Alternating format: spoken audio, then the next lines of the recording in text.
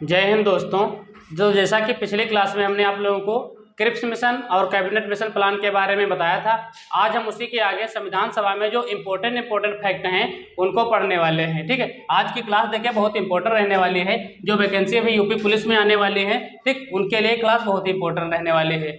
तो देखिए, सबसे पहले बता दूं, संविधान सभा की मांग सबसे पहले यदि बात करें तो सबसे पहले 1895 में स्वराज विधेयक के माध्यम से। देखिए, क्वेश्चन यहाँ से प्रत्येक लाइन में दो तीन क्वेश्चन बनने वाले हैं और बहुत ही इंपॉर्टेंट क्वेश्चन है। आज की क्लास बहुत ही इंपॉर्टेंट रहने वाली है। देखिए, और यहाँ से क्वेश्चन आपको हर एग्जाम में देखने को मिलेंगे, तो आप लोग इसको नोट भी करें। तो सबसे पहले बात करें संविधान सभा की, तो 1895 में स्वराज विधेयक के माध्यम से बाल गंगाधर तिलक ने की थी। किसने की थी? तो बीजी तिलक ने, यानी कि बाल गंगाधर तिलक ने 1895 में कौन सा विधेयक था? तो स्वराज विधेयक के माध्यम से सबसे पहले संविधान की मांग की थी। ठीक, और यह जो मांग थी अनऑफिशियल थी, यानी कि अनौपचारिक मांग थी। ये कोई ऑफिशियल मांग नहीं थी, ठीक है, ये अनौपचारिक मांग थी। तो ये यहाँ से क्वेश्चन पूछा जाता है कि जो बाल गंगाधर तिलक ने संविधान सभा की मांग की थी 1895 में स्वराज विधेयक के माध्यम से, वो मांग कैसी थी? तो वो मांग अनौपचारिक मांग थी। क्लियर?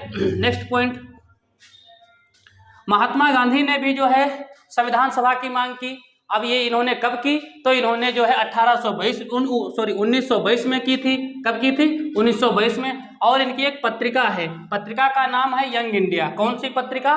तो यंग इंडिया पत्रिका में इन्होंने 1922 ईस्वी में संविधान सभा की मांग की थी। क्लियर?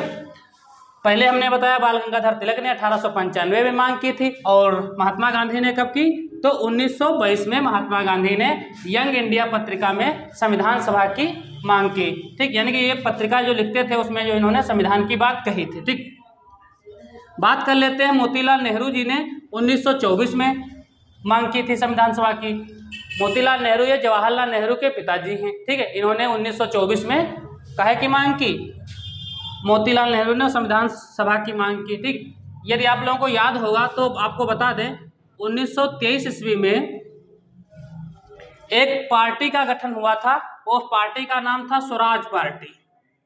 ठीक, स्वराज पार्टी, इसकी जो है स्थापना चित्तरंजन दास और मोतीलाल नेहरू ने की थी।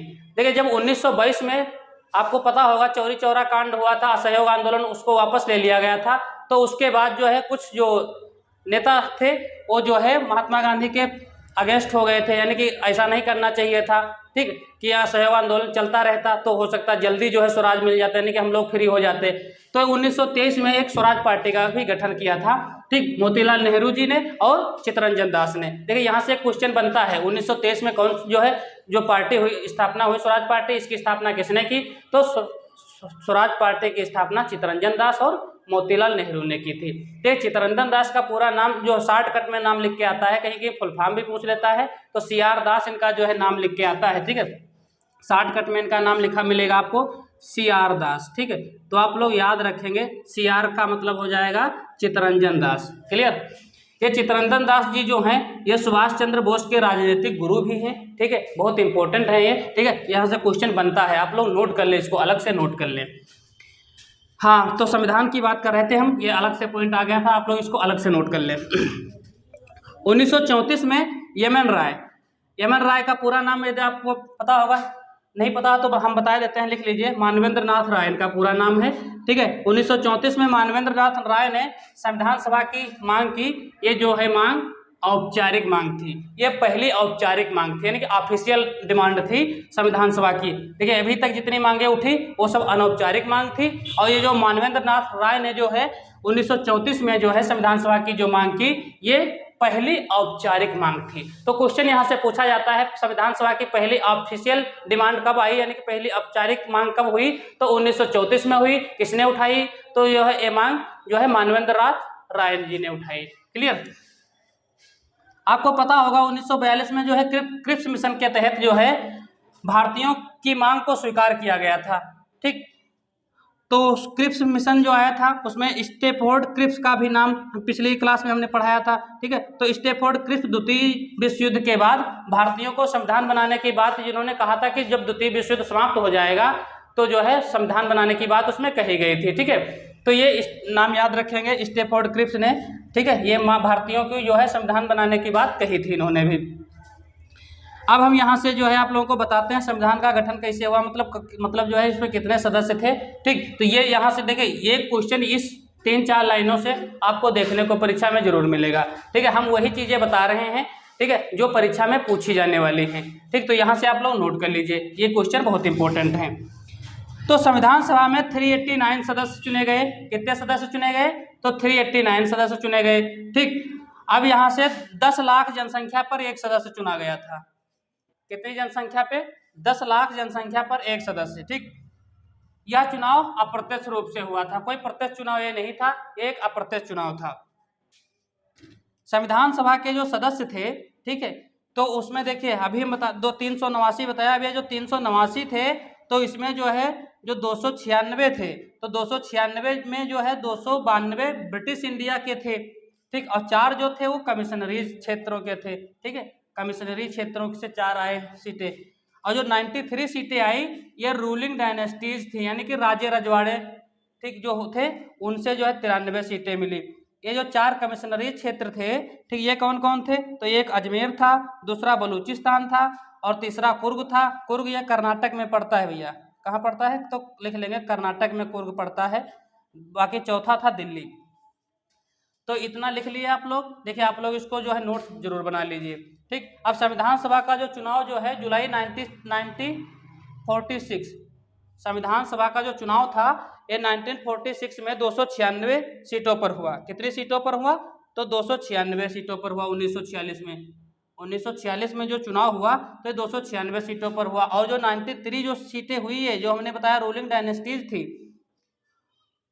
लिख लेंगे 296 सीटों पर क्या हुआ? चुनाव हुआ। एक सीट मतलब 10 लाख जनसंख्या पे एक सीट जो है निर्धारित की गई, ठीक। और बाकी जो 93 सीटें थी तो ये 93 मनोनीत किए गए, ये भी लिख लेंगे। अब हम अगली स्लाइड में जो है बताते हैं संविधान सभा के जो प्रतिनिधित्व हैं। देखिए अब जो हमने एक चार्ट के माध्यम से बनाया है, आप लोगों को जानकारी देने वाले हैं। देखिए ये आप लोग बहुत ही इंपॉर्टेंट है, लिख भी लीजिए, ठीक। सबसे पहले मैं आप लोगों को बता दूं, इस क्लास को जो है अपने सभी दोस्तों को शेयर कर दीजिए। देखिए यहाँ से आप सभी को 1 से 2 नंबर जो है परीक्षा में कोई भी यदि एग्जाम है वहाँ पे आपको देखने को जरूर मिलेगा, ठीक है। तो यहाँ से 1-2 नंबर के क्वेश्चन पूछे जाएंगे। तो देखिए सबसे पहले हम बता दें, जो 296 सीटें थी जो 1946 में जो है चुनाव हुआ था, ठीक है। तो उसमें जो है कितनी महिलाओं ने भाग लिया था? तो 163 महिलाओं ने भाग लिया था, ठीक। 163 महिलाएं जो थी वो मतलब जो है जीती थी। एससी कास्ट कितने थे? एससी कास्ट के 80 लोग थे। और एसटी 31 थे। सामान्य कितने थे? तो सामान्य 6 थे, मुस्लिम भी 6 थे और सिख 4 थे। तो ये टोटल कितनी वैल्यू हुई? 292 प्लस 4 जो थे वो कमिश्नरी क्षेत्र थे, ठीक है। तो ये 296 टोटल हो जाएंगे। कितने हो जाएंगे? 296। ये आंकड़ा आप लोग लिख लीजिए, ठीक है, बहुत इंपॉर्टेंट पूछ लिया जाता है। महिलाएं कितनी थी? तो 163 थी, ठीक। एससी कितने थे? 80 थे। एसटी शेड्यूल्ड ट्राइब थी वो 31 थे, ठीक है। और सामान्य जनरल के 6 थे, मुस्लिम 6 थे, सिख 4 थे। 4 कमिश्नरी क्षेत्र जो हमने बताया अभी, अजमेर, बलूचिस्तान, कुर्ग और दिल्ली, तो ये 4 कमिश्नरी क्षेत्रों से आए हुए थे। देखिए बता दें संविधान सभा के जो चुनाव के जो परिणाम हुए, ठीक है, उसमें कौन कौन सी पार्टियां थी, ठीक है। तो पार्टी के नाम भी लिख लीजिए आप लोग। कांग्रेस पार्टी थी, मुस्लिम लीग थी, यूनियनिस्ट पार्टी थी, यूनियनिस्ट शेड्यूल कास्ट थे, कृषक प्रजा पार्टी थी, सिख नॉन कांग्रेस थे, शेड्यूल कास्ट फेडरेशन पार्टी थी, कम्युनिस्ट पार्टी थी और इंडिपेंडेंट्स यानी कि निर्दलीय व्यक्ति भी थे कुछ, ठीक। तो देखिए कांग्रेस को कितने वोट मिले, यानी कि कांग्रेस की सीटें मिली 208। सबसे ज्यादा बहुमत किसको प्राप्त हुई? तो कांग्रेस को प्राप्त हुई, ठीक। कितनी सीटें आई कांग्रेस की? तो 208 सीटें जो है कांग्रेस की आई। मुस्लिम लीग की बात करें तो मुस्लिम लीग की सीटें हुई 73। देखिए मुस्लिम लीग का भी काफी अहम रोल है, ठीक है, इसको जो है इंपॉर्टेंट रखेंगे, इसकी सीटों को याद कर लीजिए। तो 73 सीटें किसकी थी? तो 73 सीट थी मुस्लिम लीग की। यूनियनिस्ट पार्टी की बात करें तो यूनियनिस्ट पार्टी की 1 सीट थी। यूनियनिस्ट शेड्यूल कास्ट की, इसकी भी 1 सीट थी। कृषक प्रजा पार्टी की तो कृषक प्रजा पार्टी की भी एक सीट थी। सिख नॉन कांग्रेस की, तो सिख नॉन कांग्रेस की भी एक सीट थी। शेड्यूल कास्ट फेडरेशन की एक सीट थी। कम्युनिस्ट पार्टी की भी एक सीट थी। और जो है 8 सीटें थी तो ये इंडिपेंडेंट्स थे, यानी कि स्वतंत्र रूप से, यानी कि जो निर्दलीय निर्विरोध जो है इलेक्शन लड़ रहे थे, किसी भी पार्टी से नहीं थे। जैसे आजकल भी देखे चुनाव होते हैं तो कुछ उसमें जो है निर्विरोध जो है खड़े होते हैं, यानी कि निर्दलीय, उनकी कोई राजनीतिक कोई पार्टी नहीं होती है, वो स्वतंत्र पार्टी होती है ना। तो उस प्रकार से पहले भी 8 लोग जो है इंडिपेंडेंस चुने गए थे। तो ये टोटल कितने हो जाएंगे, 296 हो जाएंगे। ठीक, यानी कहने का मतलब ये है 15 जो थे, ठीक है, ये 15 जो है निर्दलीय थे। ठीक, 8 ये और 7 ये, ठीक है। बाकी 208 कांग्रेस के थे और 73 जो है मुस्लिम लीग के थे। अब देखिए, एक विद्वान है ग्रेनविल ऑस्टिन, तो ग्रेनविल ऑस्टिन ने कहा देखो कांग्रेस ही संविधान सभा थी और संविधान सभा ही कांग्रेस है। इनके कहने का मतलब ये है कि जो कांग्रेस के नेता कहते थे होता वही था। तो देखिए सारे जो बड़े बड़े लीडर्स थे वो सभी कांग्रेस पार्टी को ही ज्वाइन किए थे, कि उस समय कांग्रेस ही ज़्यादा रोल अदा कर रही थी। ये बात करें कांग्रेस पार्टी की, तो कांग्रेस का जो गठन हुआ था कांग्रेस पार्टी का, ये 1885 में हुआ था। कब हुआ था, तो 1885 में हुआ था। कब, 1885 में। ठीक, कांग्रेस पार्टी का गठन कब हुआ था, तो 1885 में हुआ था। ठीक, कहा जाता है कि लॉर्ड डफरिन उस समय वायसराय थे। लॉर्ड डफरिन की जो है मस्तिष्क की उपज ही कांग्रेस है। ठीक है, तो उसमें जो है वायसराय कौन है, तो ये भी क्वेश्चन पूछ लिया जाता है 1885 में। तो 1885 के समय तत्कालीन जो वायसराय होते हैं वो लॉर्ड डफरिन होते हैं। ठीक, एओ ह्यूम इसके संस्थापक होते हैं। संस्थापक का नाम क्या है, तो लिख लेंगे एओ ह्यूम, एओ ह्यूम। ठीक है, तो ये एओ ह्यूम जी जो हैं ये जो है संस्थापक होते हैं कांग्रेस के। ठीक है, तो ये 1885 में कांग्रेस की स्थापना हुई थी, यानी कि सब समझ लीजिए बहुत ही पुरानी पार्टी जो है वो कांग्रेस ही पार्टी है। ठीक है, तो इसलिए कांग्रेस की सीटें 208 थी, सबसे ज़्यादा थी।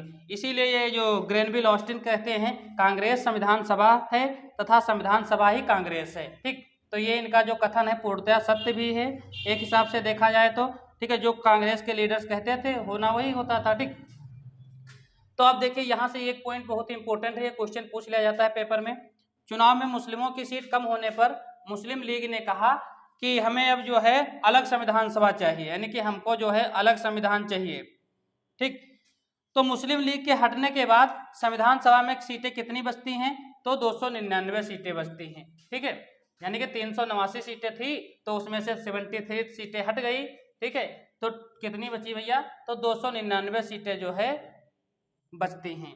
ये जब मुस्लिम लीग जो है अपनी सीटें जो है, यानी कि इनको अब अलग संविधान चाहिए तो ये अपनी सीटें ले लेते हैं, तो टोटल जो है सीटें कितनी बचती हैं, तो 299 सीटें बचती हैं। ठीक, इसके आगे की कहानी हम जो है आप लोगों को अगले वीडियो में बताएंगे। ठीक है, आज की क्लास आपको देखिए अच्छी लगी हो तो वीडियो को लाइक करें, अपने दोस्तों को भी शेयर करें, और चैनल पे यदि नए हैं तो चैनल को सब्सक्राइब कर लीजिए, ताकि जो जब सब्सक्राइब आप कर लेंगे तो इसी प्रकार के जो वीडियो आएंगे तो आपको आसानी से मिल जाएंगे। और देखिए आप लोग प्रीवियस वीडियो इसके जो है पहले वाले जो वीडियो हैं वो जरूर देख लें। आप लोग सीरियल वाइज नोट्स बना लेंगे तो ज़्यादा अच्छा रहेगा। धन्यवाद।